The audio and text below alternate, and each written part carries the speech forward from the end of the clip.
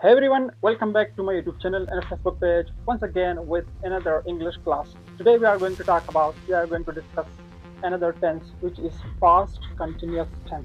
आज हम past continuous tense को पढ़ेंगे जिसको उर्दू में पहले माजी जारी ज़माना कहते हैं। इससे पहले हम इंट्रोडक्शन टू टेंसेस पढ़ चुके हैं, प्रेजेंट कंटिन्यूस पढ़ चुके हैं।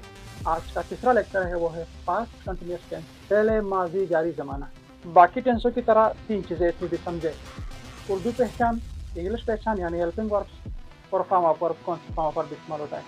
तो आपके सारे प्रॉब्लम्स जो है वो सोल्व हो जाएंगे। उसके बाद सिंपल फार्मूला काफ़ी सिंपल है इसका, subject helping verb first form आएंगी और ऑब्जेक्ट लगेगा। बहुत ही ज़्यादा सिंपल है, बहुत ही ज़्यादा आसान है। तो ये उस वक्त हम इस्तेमाल करते हैं जब हम माजी के बारे में बात करते हैं और माजी जारी मतलब माजी की बात करते हैं और उस टाइम जारी भी था, तो उस वक्त हम ये ज़माना इस्तेमाल करते हैं। तो चलिए शुरू करते हैं बिला ताखिर का पास्ट कंटिन्यूस टेंस। अगर आपने पिछले वीडियोस नहीं देखे तो वो वीडियो देख ले, तो आपको ये जो आज हम पढ़ रहे हैं ये बिल्कुल आसानी से समझ में आ जाएगा। इंट्रोडक्शन टू टेंसेस है और इसी तरह जो प्रेजेंट कंटिन्यूस टेंस है। इससे पहले जो हम पढ़ चुके हैं basic grammar A to Z, सिर्फ और सिर्फ 4 लेक्चर है, 5-6 मिनट के हैं। वो अगर आप समझ गए तो टेंसेस जो है आपके लिए 2 मिनट का काम है। तो चलिए शुरू करते हैं आज का ये टेंस।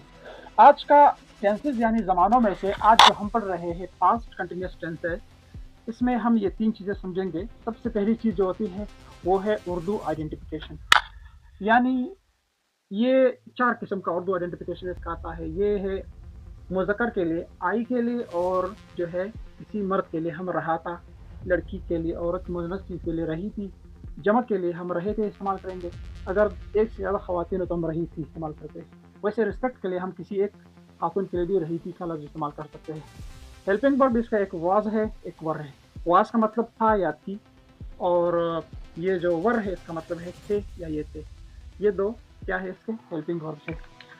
तो उसके बाद आते हैं इसका जो सिंपल फार्मूला है, आईएनजी फॉर्म इसमें इस्तेमाल होता है। First form of the verb ING के साथ, यानी फेल की पहली हालत इस्तेमाल होती है। गोइंग, कमिंग, ईटिंग, ड्रिंकिंग, ये इस तरह के वर्ब इसमें इस्तेमाल होते हैं। इसमें जो सिंपल फार्मूला होता है बड़ा आसान है, ठीक है।